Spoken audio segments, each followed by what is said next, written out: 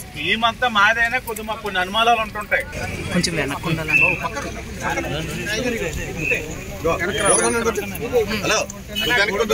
కూర్చోకండి.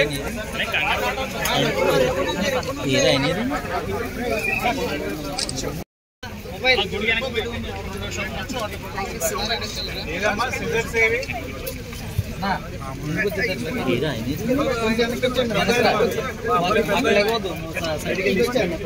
కొంచెం సైడ్ కొండేవండి, సైడ్ కొండ సార్, సైడ్ కొండేయండి sir. Sir sir sir sir sir sir ఏమో తిరగండి ఒకసారి, ఒకసారి తిరగండి, ఒకే ఇవ్వండి. వాళ్ళ హడావిడ వాళ్ళ వర్షంలో తడుస్తూ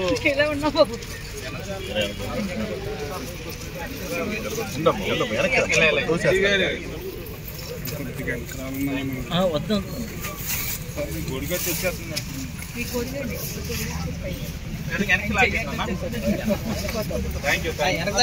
కొంచెం కొంచెం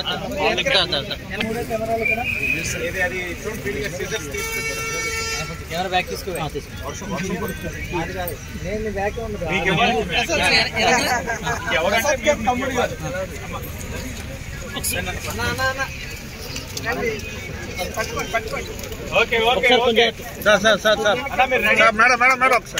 చేస్తారండి రికార్డింగ్ లో మళ్ళీ మాకు అక్కడ ఇప్పుడు అక్కడ దాకా ఎండింగ్ దాకా నడ్డాలని ఇలాంటివి పెట్టండి.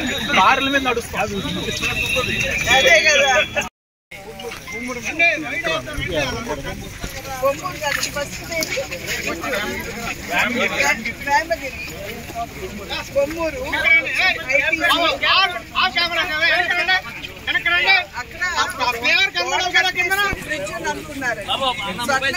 పిల్లర్స్ వేసి బ్రిడ్జ్ చేయమన్నారు. సో దట్ అటు రాకపోతే ఉంటుందని.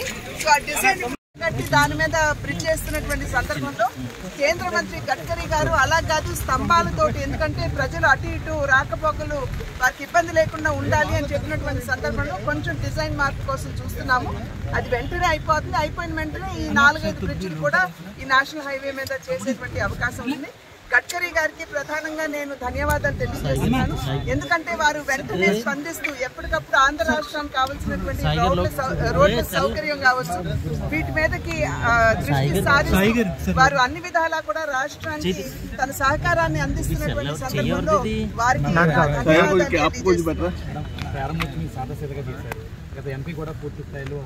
కాదండి, ఇది సాదాసీదా అని కాదు. సర్వీస్ రోడ్స్ కావాలి. సర్వీస్ రోడ్స్ అవ్వాలి అని అంటే ఈ ట్రాఫిక్ డైవర్షన్ అనేది కావాలి. కనుక వెంటనే ఇక్కడ బ్రిడ్జ్ మీదుగా ట్రాఫిక్ డైవర్ట్ చేస్తూ సర్వీస్ రోడ్స్ చేసుకుంటాం. ఆ సర్వీస్ రోడ్స్ కూడా అయిపోయిన తర్వాత పెద్ద స్థాయిలో ఖచ్చితంగా గడ్కరీ గారు వచ్చి దీన్ని ఇనాగ్రేట్ చేస్తారు. ఫ్లైఓవర్ అనేది రాజమండ్రికి చాలా మీరే ఇంకా రాజమండ్రి మాత్రమే కాకుండా రాజమండ్రి పరిసర ప్రాంతాల అందరి చిరకాల మధ్య ఇక్కడ మోరంపూడి దగ్గర ఒక ఫ్లైఓవర్ కారణం ఏంటంటే మనం ప్రత్యక్షంగా దానికి ఏ రకమైనటువంటి ఇబ్బంది లేకుండా కేంద్ర ప్రభుత్వం ముఖ్యంగా నరేంద్ర మోడీ గారి నాయకత్వంలో గడ్కరీ గారు, అదేవిధంగా మన లోకల్ ఎంపీ గారు శ్రీమతి పురంధేశ్వరి గారు, వీరందరి కృషి వల్ల, అదేవిధంగా స్థానిక నాయకులు విజయ్ చౌదరి గారు, మన మిత్రులు ఆదిరెడ్డి వాసు గారు అందరం కలిసి ఇవాళ దీన్ని ప్రారంభించుకుంటున్నామంటే ఇది రహదారి మీద ఉండేటువంటి ఒత్తిడిని తగ్గించే విధంగా, ప్రమాదాలను నివారించే విధంగా ఈ కార్యక్రమాన్ని మనం ఏర్పాటు చేసుకోగలుగుతున్నాం. ఇది చాలా ఆనందకరమైన విషయం.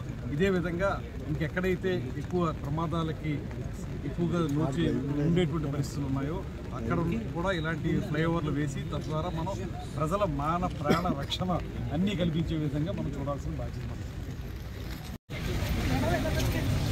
ఏదైతే ఈ యొక్క మౌలిక వసతులు ఫ్లైఓవర్స్ కానీ రోడ్స్ కానీ ఏదైతే ఉన్నాయో అవన్నిటిని కూడా నిర్మించే బాధ్యత కేంద్ర ప్రభుత్వం, రాష్ట్ర ప్రభుత్వాల బాధ్యత.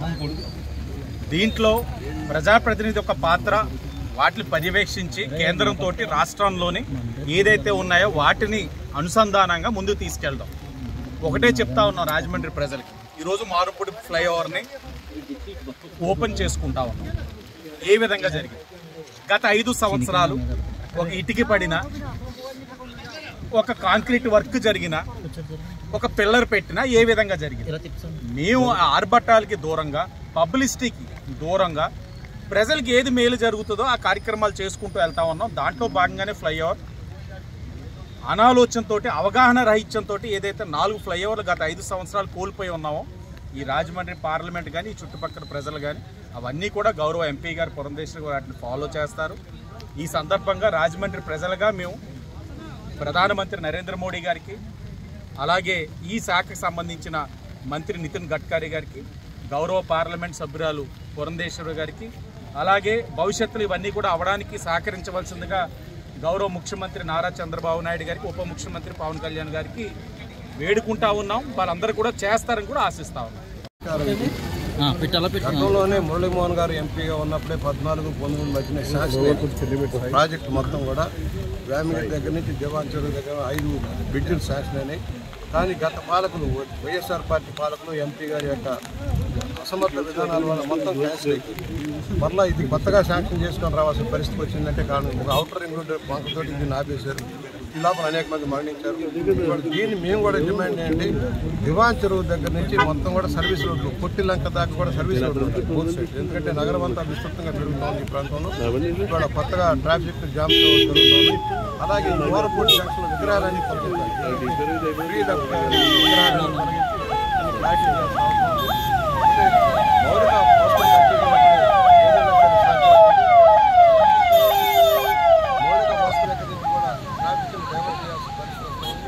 అలాగే కొత్తగా రాబోయే రోజుల్లో మరో రైల్వే బ్రిడ్జితో పాటు మరో రోడ్డు బ్రిడ్జ్ కూడా అవసరమయ్యే పరిస్థితి వస్తుంది. దాని మీద కూడా విచారణ చేయాలని మేము కోరుతాము.